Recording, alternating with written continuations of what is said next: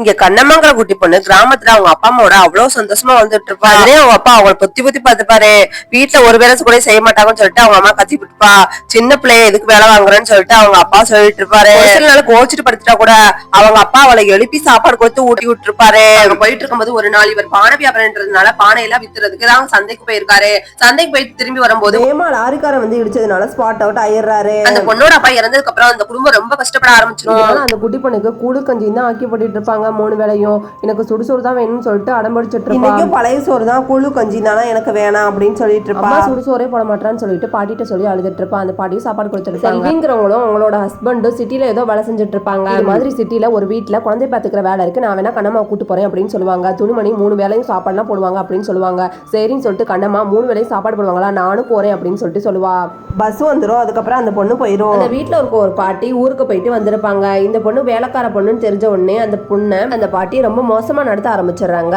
கடையில போய் பிரெட் வாங்கிட்டு சொல்லியிருப்பாங்க. இந்த குட்டி பொண்ணு போய் பிரெட் வாங்குறதுக்காக பணத்தை வாங்கிட்டு போவா. அந்த கடையில இருக்க அண்ணன் இவளுக்காக சாக்லேட் கொடுத்து அனுப்பிச்சிருப்பாரு. பிரெட் வாங்கின மீதி காசுல சாக்லேட் வாங்கி சாப்பிடுறியா அப்படின்னு சொல்லிட்டு கத்துறாங்க. இல்ல கடைக்காரன் தான் கொடுத்தாங்கன்னு சொன்னா கூட அதை எப்படி நீ சாக்லேட் சாப்பிடலான்னு சொல்லிட்டு டஸ்ட்பின்ல போய் துப்ப சொல்றாங்க. அதுக்கப்புறம் வீடெல்லாம் தொடச்சு முடிச்சதுக்கு அப்புறம் பசிக்குதுன்னு சொல்லி கேட்டா நான் போய் அவளுக்கு சாப்பாடு போறேன்னு சொல்லிட்டு மீந்து போன சாதத்துல தண்ணி ஊத்தி வச்சிருப்பாங்க. அதையும் ஒரு வெங்காயத்தை வச்சு சாப்பிடுன்னு சொல்லிட்டு கொடுத்துட்டு போறாங்க. அம்மாவுக்கும் சேர்ந்து சிக்கன் வாங்கிட்டு வந்திருப்பாங்க. நான் போய் கொடுக்குறேன்னு சொல்லிட்டு அந்த பாட்டியும் வேலைக்காரிக்கு என்ன சிக்கன் ஒரு கேடா அப்படின்னு சொல்லிட்டு நாய்க்கு போட்டிருப்பாங்க.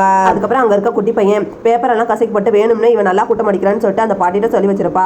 அந்த பாட்டியும் அவளை திட்டிட்டு இருப்பாங்க. எனக்கும் கண்ணம்மாக்கும் சேர்த்து ட்ரெஸ் வாங்கிட்டு வந்திருப்பாங்க. ட்ரெஸ் எல்லாம் போட்டு பார்த்தா அழகா இருக்கான்னு சொல்லி கேட்டுட்டு இருப்பா. அவ்வளவு சந்தோஷப்பட்டு இருப்பா. இதெல்லாம் பார்க்க அந்த பையன் அவன் மேல காஃபி எடுத்து ஊத்திடுறான். ஹஸ்பண்ட் ஒய்ஃபும் வேலைக்கு போயிருவாங்க. இந்த பாட்டி அவளுக்கு சாப்பாடு கூட தரமா அவ்வளவு குடும்பப்படுத்துவாங்க.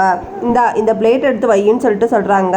மீதி வச்சு அந்த கேக்க சாப்பிட்டா கூட தைரியம் இருந்தா நீங்க எதை எடுத்து சாப்பிடுவோன்னு சொல்லிட்டு குப்பையில கொட்ட சொல்றாங்க. கடமாவை பாக்குறதுக்காண்டி வந்திருப்பாங்க. சரி நம்மளும் சேர்ந்து அவங்க கூட ஊருக்கு போயிடலாம்னு சொல்லிட்டு நினைச்சிருப்பா. ஆனா அந்த பாட்டி அவளை பேச விடாமன்னு சொல்லியிருப்பாங்க. கடைக்காரன் நின்று போய் அந்த வீட்டுல இருக்க பெரியமா ரொம்ப கொடுமைப்படுத்துறாங்க. வீட்டுக்கு லெட்டர் எழுதி என்ன டக்குன்னு வந்து கூட்டு போ சொல்லுங்க அப்படின்னு சொல்றா. அந்த குட்டி பொண்ணுக்கு வீட்டோட அட்ரஸ் சரியா சொல்ல தெரியல. அந்த வீட்டுல இருக்க ஹஸ்பண்ட் ஒய்ஃபும் சேர்ந்து 4 நாள் ஊருக்கு போறாங்க.